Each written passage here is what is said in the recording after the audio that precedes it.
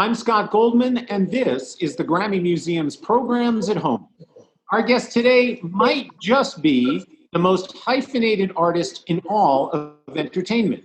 A global pop star, actor, executive producer of documentaries, films, and television shows, philanthropist, mental health advocate, founder of a line of beauty products, and most recently, host of a cooking show.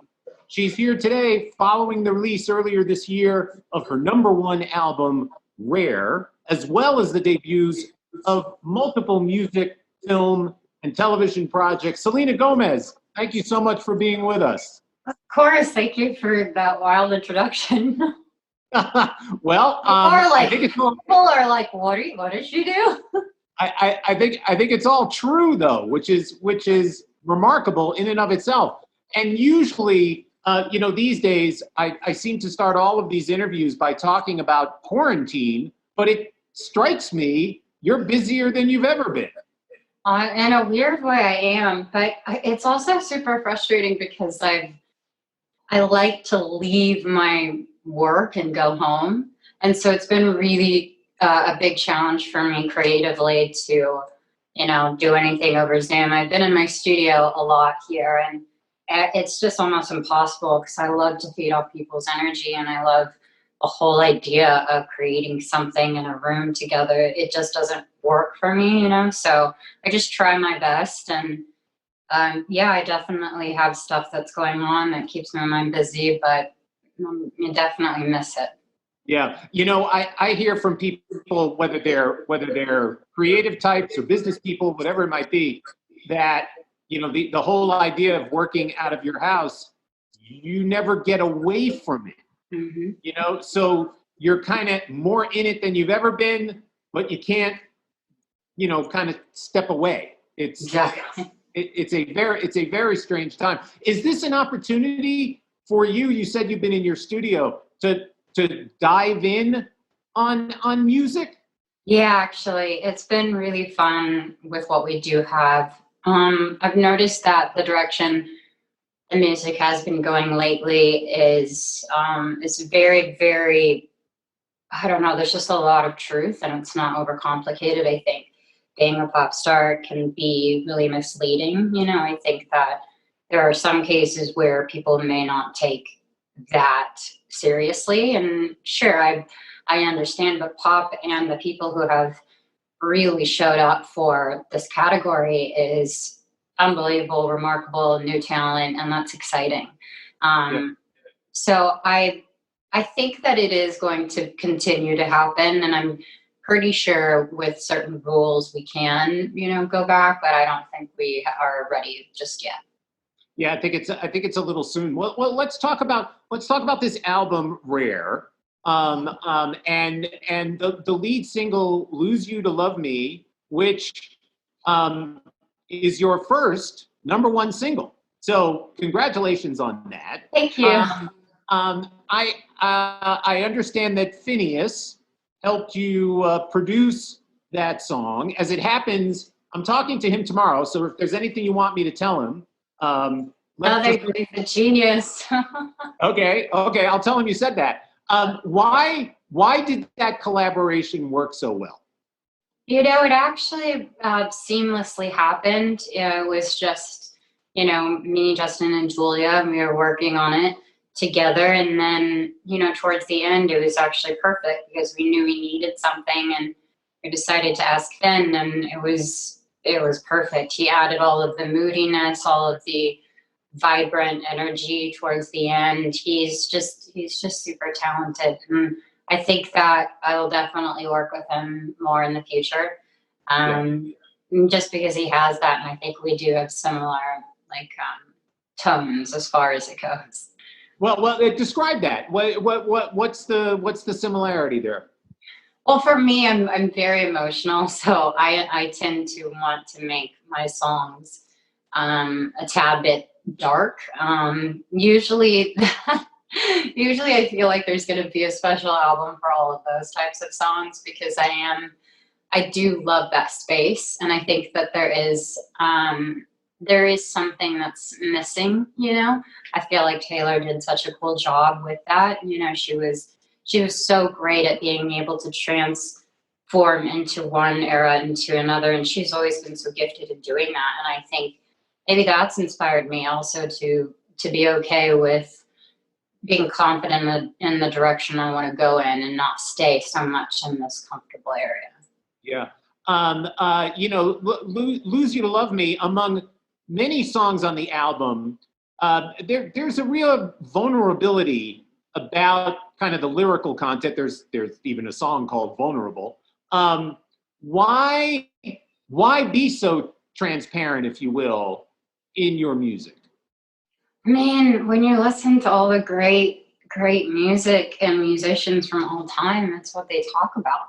They really pour their heart out, you know, and I think that I miss that. I don't miss just bopping along to a beat and not caring at all what's being said, and that's so easy to do. But there is just something so unique about a song that is just completely honest. And I mean, I was hesitating on putting that one out, but the whole idea of this album was, okay, there is no chains holding me back. I'm going to try this, you know. And there was still, you know, after the album was out, I was like, oh, okay, so I definitely could have, you know, there were still things that I was nitpicking, but it was okay. You know, I felt very comfortable with sharing that with my audience, just because I think I've spent years having people dictate my life on its own. And I feel like my reputation, as far as my music and as far as everything that I'm a part of, couldn't be more personal, couldn't be more authentic. I try to be very honest. I mean, there's no reason not to be if everyone else has something to say about it. You know, you mentioned Julia Michaels and Justin Tranter a moment ago, and they're among a number of different songwriters that you worked with on the album. But those two in particular, I've spoken to both of them over the years. The conversations that they have with their collaborators are the foundation of their creative process. So I'm wondering what were the conversations like in writing the songs for this record? I think when I met Justin and Julia, which maybe about 5-6 years ago, and I think that it's in the beginning, it was very hard for me to talk about it because I was conditioned to not speak about private things and to not make my life into that kind of story. Inevitably, whatever happened, and they have been there since the beginning of the end, if that makes sense. Yeah. So these people, specifically, I just talk, and that is usually where it comes from. I'll say something that I wrote down, or just start with something as simple as a line, and then we'll talk about that. You know, like if I write something that has nothing to do with anything, but then somehow it'll turn into a message that we're going to say.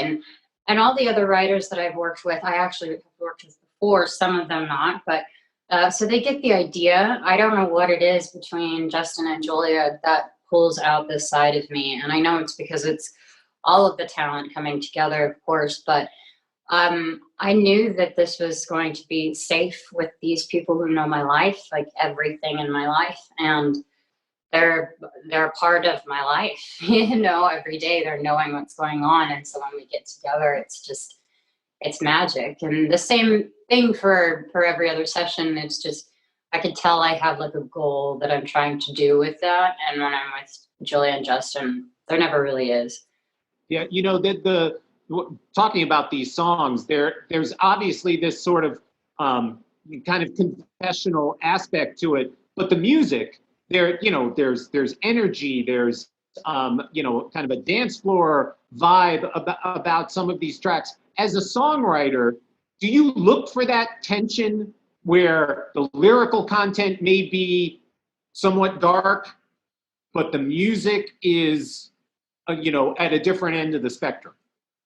I think there's room for both, but I definitely feel like with this next album, not the one that I'm going to work on, but with the last album, at the end of the day, I'm trying not to steer off this path I've created so far.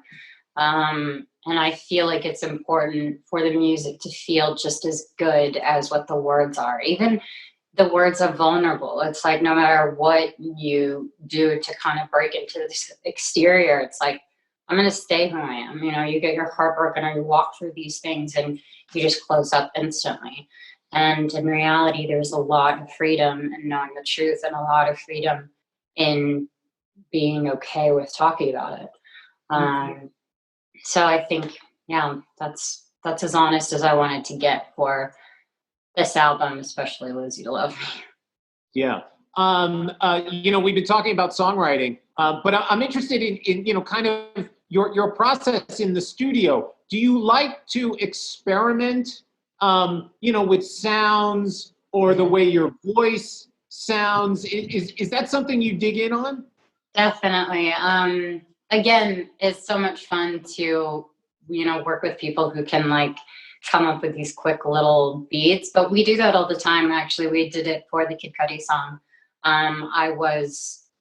We basically just wrote the track, and it was all these different melodies that I've never really used before, but he was an inspiration behind me wanting to create one of the records, and it actually was towards the very end. So it worked out perfectly because that was very different for me. And it was just such a good feeling to like step into his world a bit. So that was exciting. And I think that's the different stuff is going to come later.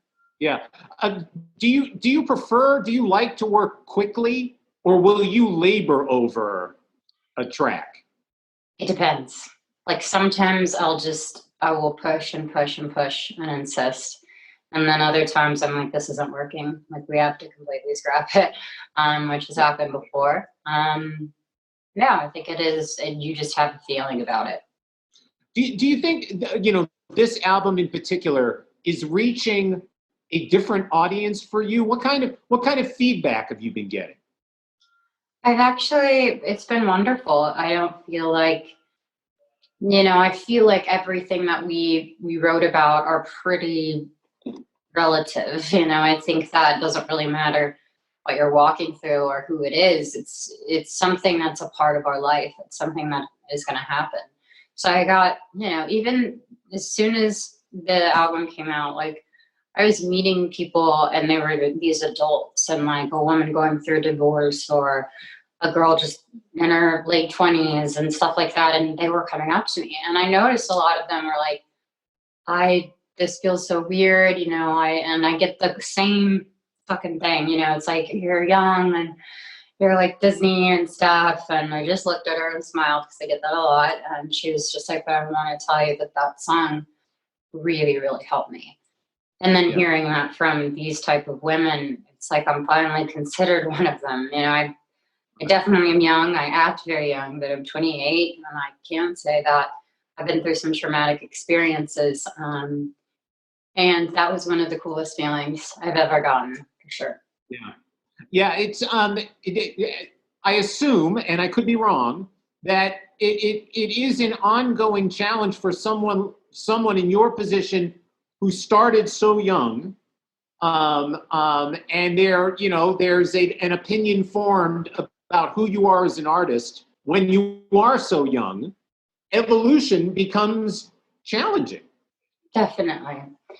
And so there's a part of me that maybe wishes I would have waited a bit more, simply on the fact of the knowledge I had gained.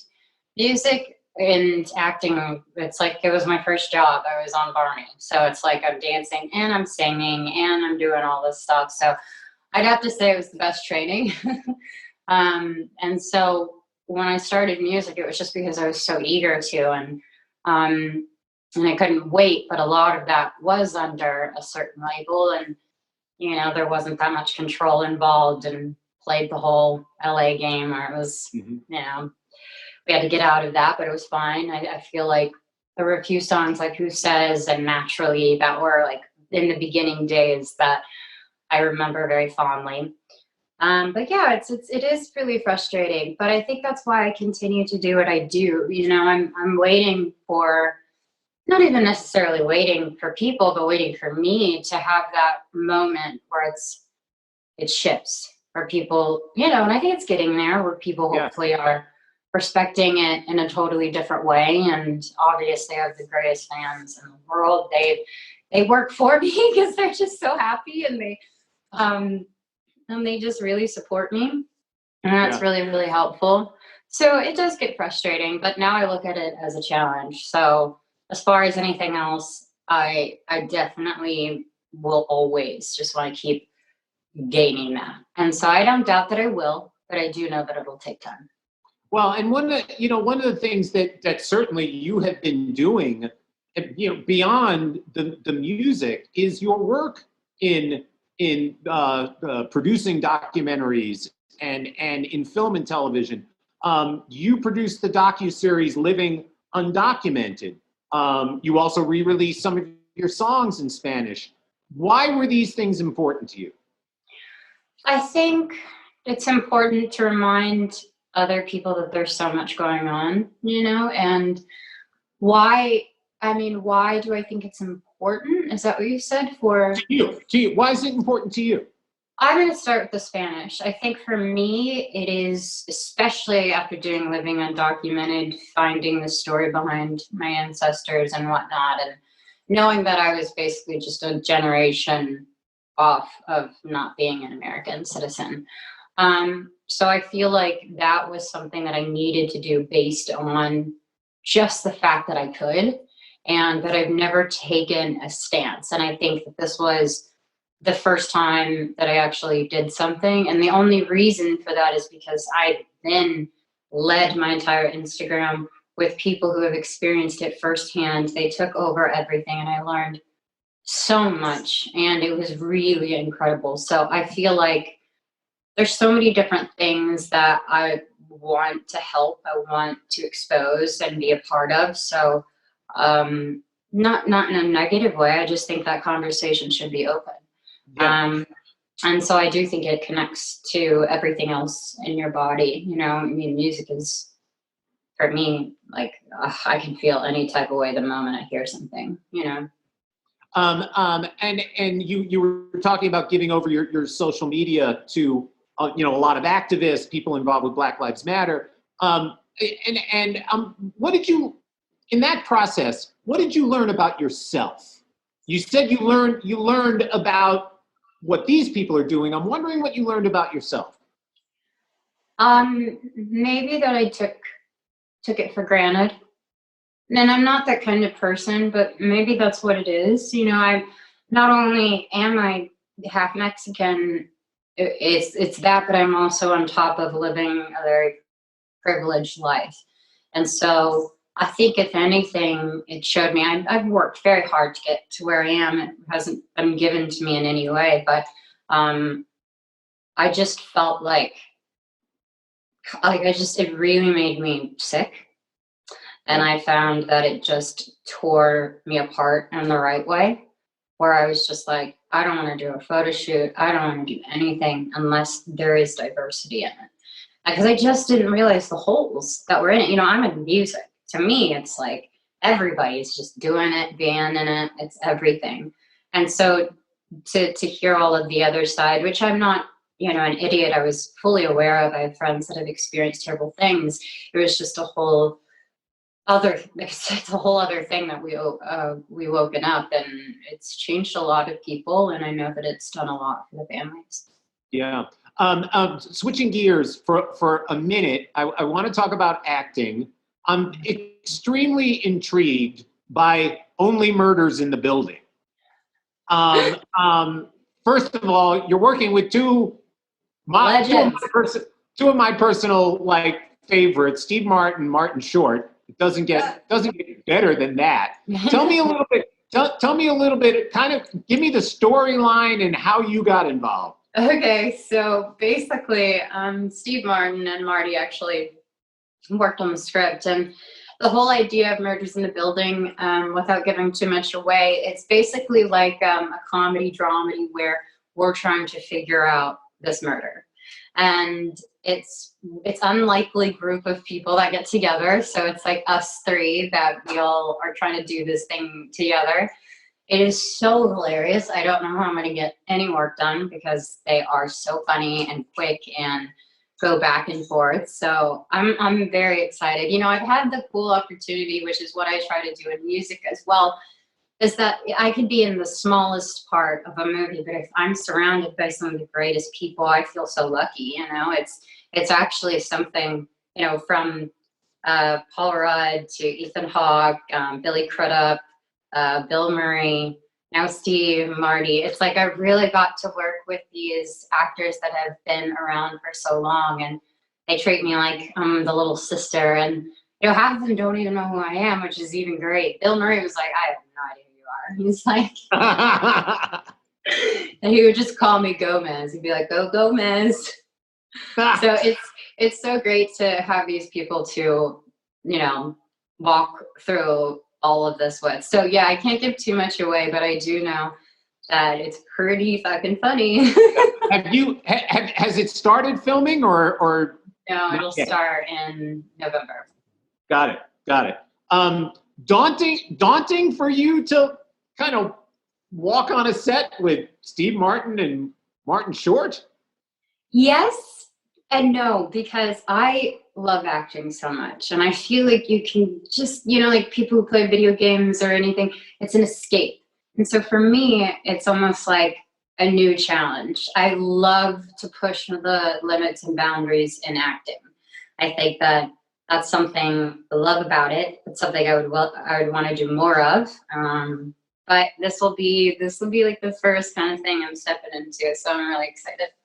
Yeah. And as if all of this isn't enough, you're the executive producer on a new film, The Broken Hearts Gallery. Yes. Tell me about the director, Natalie Krinsky, and why you're excited about her work.